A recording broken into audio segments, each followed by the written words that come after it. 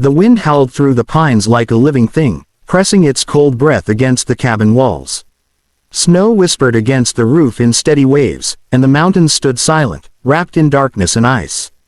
Inside the small wooden cabin, the fire cracked and popped, throwing amber light across the rough floorboards. The mountain man sat on a low stool near the hearth, his hands thick and scarred, his eyes fixed on the figure sitting on the edge of his bed. She held her coat tightly around herself, though the room was warm. Her breathing was uneven, and her fingers trembled as she tried to keep still. "Don't," she whispered suddenly, her voice tight with pain. "It still hurts there." The mountain man paused. He had been carefully lowering the edge of her torn sleeve to check the wound beneath.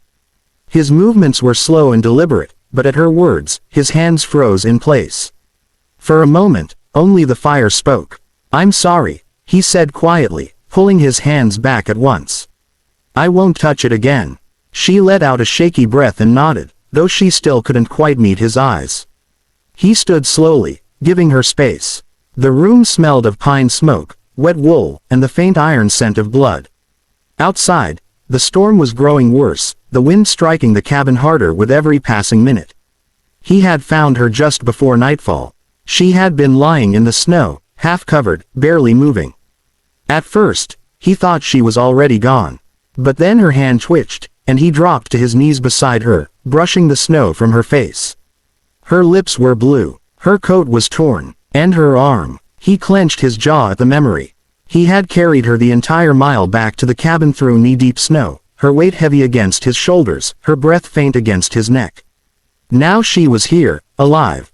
Barely. He stepped away and poured hot water from a kettle into a tin cup. His hands moved steadily, but something restless stirred in his chest.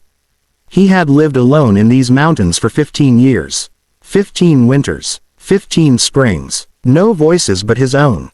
Until now. "Here," he said gently, holding the cup out to her. "Drink this. It'll warm you." She reached for it with her uninjured hand, her fingers brushing his by accident.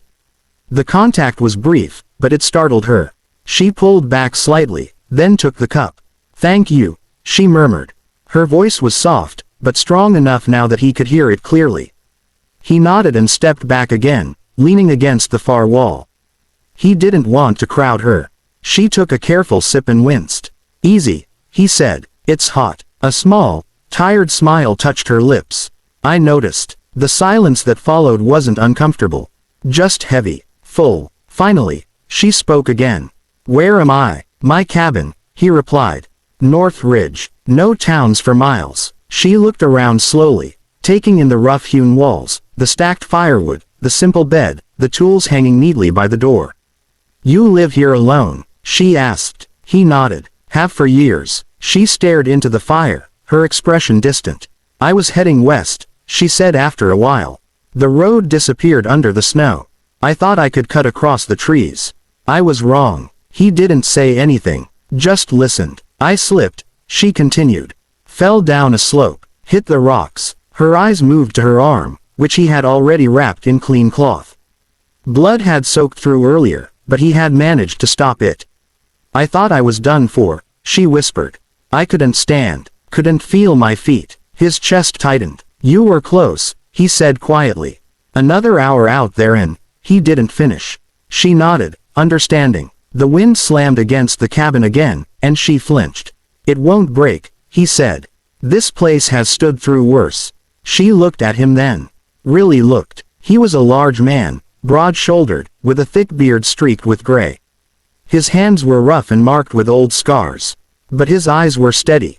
Kind. Not what she had expected. "You saved me," she said softly. He shifted uncomfortably. "I just brought you inside." "That's saving me." He didn't answer. She took another sip of water, then set the cup down beside her. The pain in her arm pulsed, and she leaned back slightly, closing her eyes. He watched her for a moment, then turned away, giving her privacy. But as he stepped closer to the fire, something caught his eye. The cloth wrapping her arm had slipped slightly, and beneath it, just visible for a second, was a mark. He moved closer, his brow furrowing. "May I?" he asked gently, gesturing toward her arm. She hesitated, then nodded. He stepped forward and very slowly, carefully, lifted the edge of the cloth just enough to check the wound. "Don't," she said again, her voice tight. "It still hurts there." He stopped instantly, but in that brief moment, he had seen it. And he froze, not because of the injury, but because of the symbol just below it. A small, faded mark burned into the skin. An old brand. His breath caught. He hadn't seen that mark in years. Not since. He stepped back quickly, his face pale beneath his beard. She noticed the change at once. "What is it?" she asked. He didn't answer right away. Instead, he stared at her arm, then at her face, as if trying to match two distant memories together. "Where did you get that mark?" he asked finally, his voice rough. Her expression shifted, guarded. "I've had it since I was a child," she said. "Why?" He sank slowly onto the stool beside the fire. "That mark," he said quietly. "It's from a mining camp. East side of the mountains." Her eyes widened. "You know it," he nodded once. "I worked there. Long time ago." The room went still. Her hand moved slowly to her arm, covering the mark.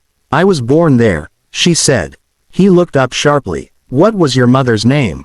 he asked. "Anna," she replied. "Anna Hale." The world seemed to tilt. The mountain man stared at her, shock flooding his chest. Anna Hale. He hadn't heard that name in over 20 years. Anna, with her bright laugh and gentle voice. Anna, who had disappeared one winter without a word. Anna, who had been carrying a child. His heart began to pound. "How old are you?" he asked, his voice barely above a whisper. 21. The number struck him like a blow. The years lined up. The memories rushed back. He looked at her face again. Really looked. And suddenly, he saw it. The shape of her eyes. The curve of her jaw. Anna. She had Anna's face. His hands trembled. "Your father," he said slowly. "Do you know who he was?" She shook her head. "My mother never spoke about him. She said he worked in the mountains. That's all I know." The cabin seemed to grow smaller. The fire cracked loudly, sending sparks into the air. He leaned forward, his elbows on his knees, his mind racing. It couldn't be, but it was. The mark, the timing, the face. He felt something he hadn't allowed himself to feel in years rising in his chest.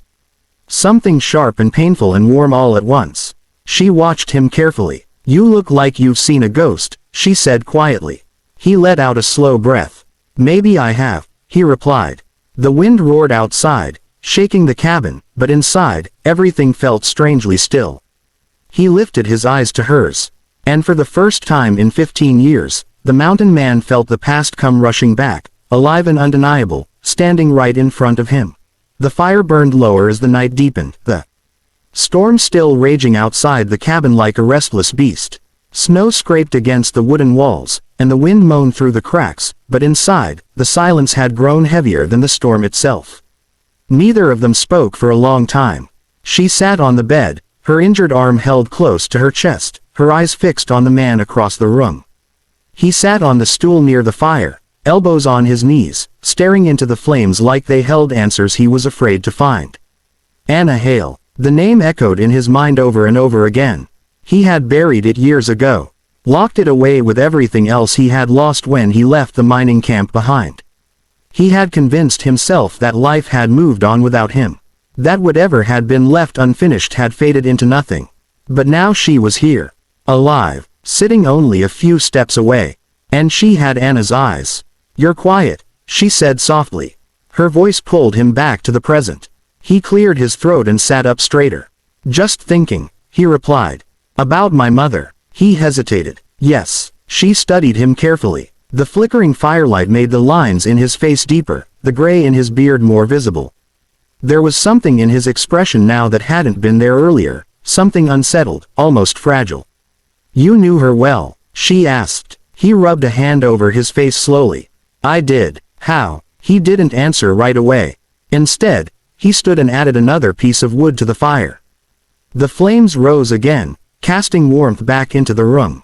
His hands were steady, but his chest felt tight, like something was pressing against it from the inside. "She worked in the camp kitchen," he finally said. "Cooked for the miners. Everyone knew her." A small smile touched her lips. "That sounds like her," she said. "She was always cooking. Even when we had nothing, she'd find a way to make something warm." His heart twisted. She was good at that, he said quietly. The girl shifted slightly on the bed, wincing as her arm moved. He noticed immediately. Don't move it too much, he said. The wound's deep. You'll tear it open again. She nodded and settled back. Did she ever talk about leaving? He asked carefully. Her expression darkened a little. Sometimes, she said. She said the camp wasn't a place to raise a child. Too rough. Too many hard men. He looked down at the floor. She was right. She said one winter something happened, the girl continued slowly. She never told me what. Just that after that, she packed up what little we had and left before spring.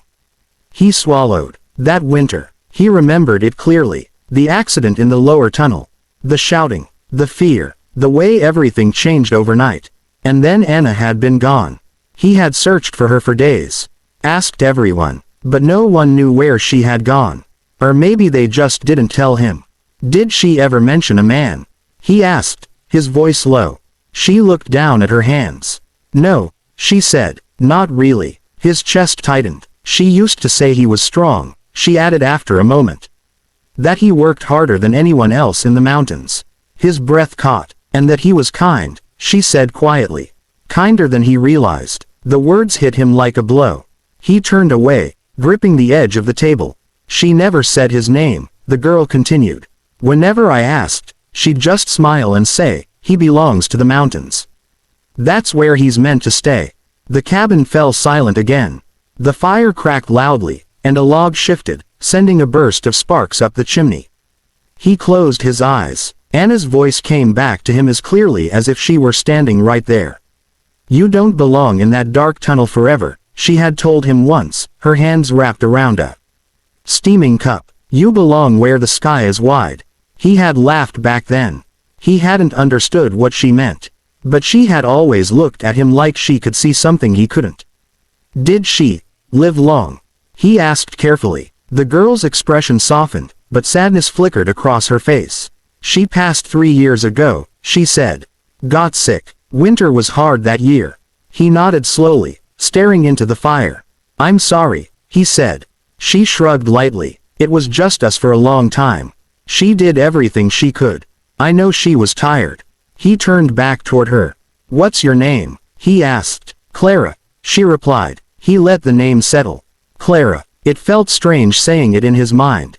Clara, he repeated quietly. She gave a small nod. And yours? She asked. He hesitated. It had been a long time since anyone had asked him that. Elias, he said finally. She watched him carefully. My mother mentioned that name once, she said slowly. His heart skipped. What did she say? He asked. Clara frowned slightly, trying to remember. I was little. I don't remember everything. But she was talking in her sleep. She said, Elias would have stayed if he'd known. The room seemed to tilt. He grabbed the back of the chair beside him to steady himself. If he'd known. Known what? His mind raced, piecing together memories he hadn't allowed himself to think about in years. Anna had been distant that last winter. Quieter, thoughtful, but she had never told him she was leaving. She had never told him she was carrying a child. He looked at Clara again. 21. The right age. The brand from the mining camp. Anna's eyes. His chest tightened until it almost hurt to breathe. Clara noticed the way he was staring at her. What is it? She asked. He opened his mouth, then closed it again. He wasn't ready. Not yet. Instead, he stepped closer and checked the cloth on her arm again, making sure it hadn't slipped.